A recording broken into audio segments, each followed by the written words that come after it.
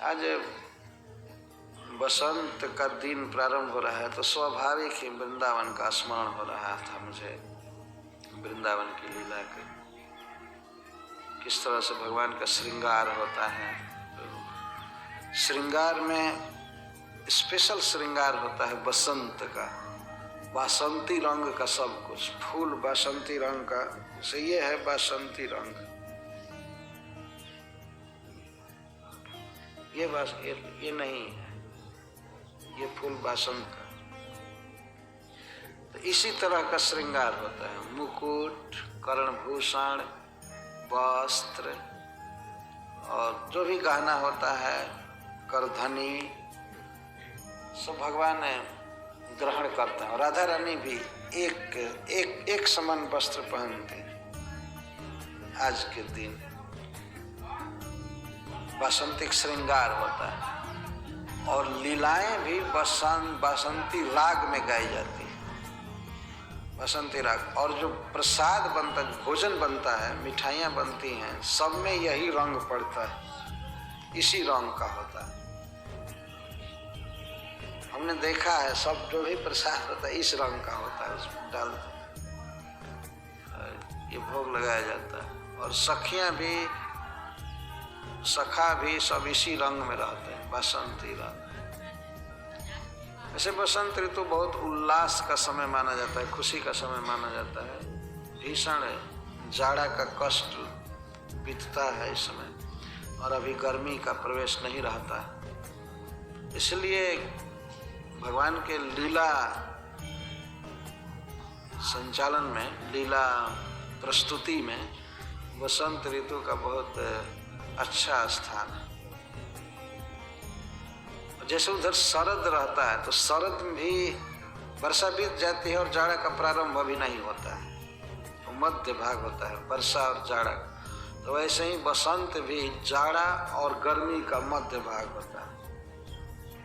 ये दो ऋतुएं बहुत पसंद है भगवान श्री कृष्ण को लीला करने के लिए। भागवत में लिखा गया है कि भगवान को या अन्य प्राणियों को भी ग्रीष्म ऋतु पसंद नहीं,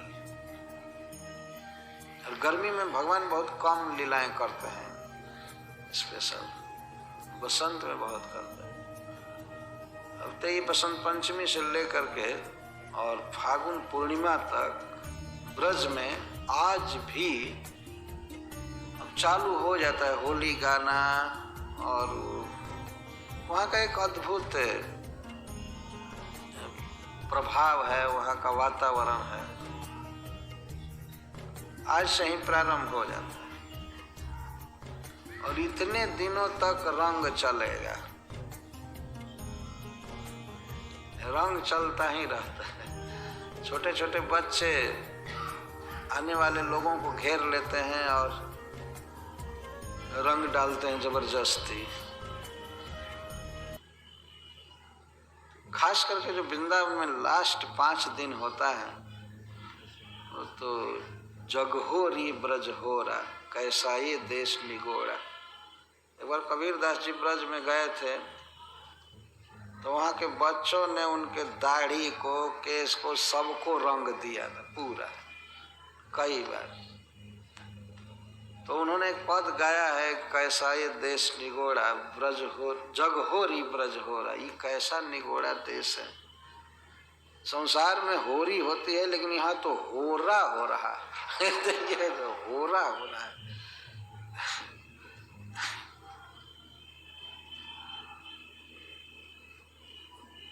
आप लोगों में से किसी ने देखा होगा होली के अवसर पर जो बांके बिहारी जी जाते हैं तो उधर से क्या बन करके आते हैं, कोई भी रंग लगा देना, कोई भी पाउडर लगा देना, और आदमी अपना सौभाग्य मानता है। तो भाव यह है कि श्याम सुंदर अपनी प्रियाओं के साथ खेलते हैं होली, और उसका थोड़ा थोड़ा बहिरंग प्रकाश पूरे ब्रज प्रदेश में रहता है, पूरे ब्रज प्रदेश में। और पूरे भारत में भी ये होली का उत्सव होता है, गाया जाता है, जिसमें होली के गीत तो लगभग 90% भगवान कृष्ण पर ही आधारित होली के गीत।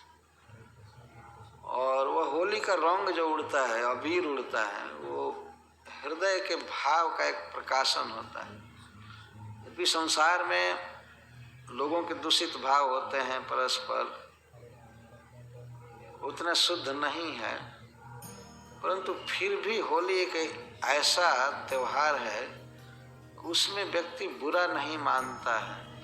रंग डालना, गाली गाना और सब।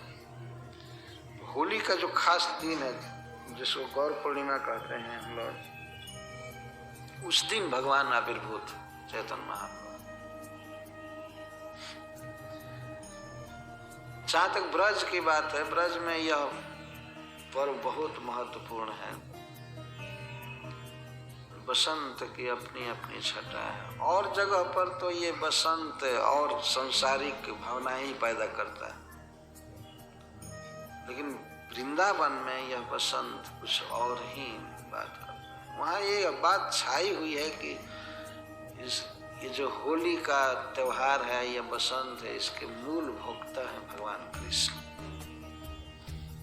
यह बात आज भी बिल्कुल प्रकट। और जगह तो है कि अपने अपने गंदे भावों को लोग बहुत प्रकट करते हैं। संसार की बात दूसरी है, पर ब्रज की बात अभी भी दूसरी है।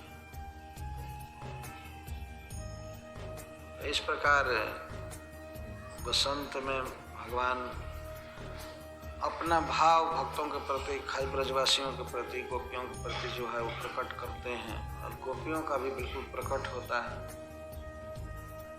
भक्तों के लिए तो यह बसंत उद्दीपन का काम करता है, भगवान से प्रेम बढ़ाने में, जबकि संसाराविष्ट, विषयाविष्ट लोगों के लिए यह बसंत संसार में गिरने का उद्दीपन देता है, उनके लिए दूसरा होता है।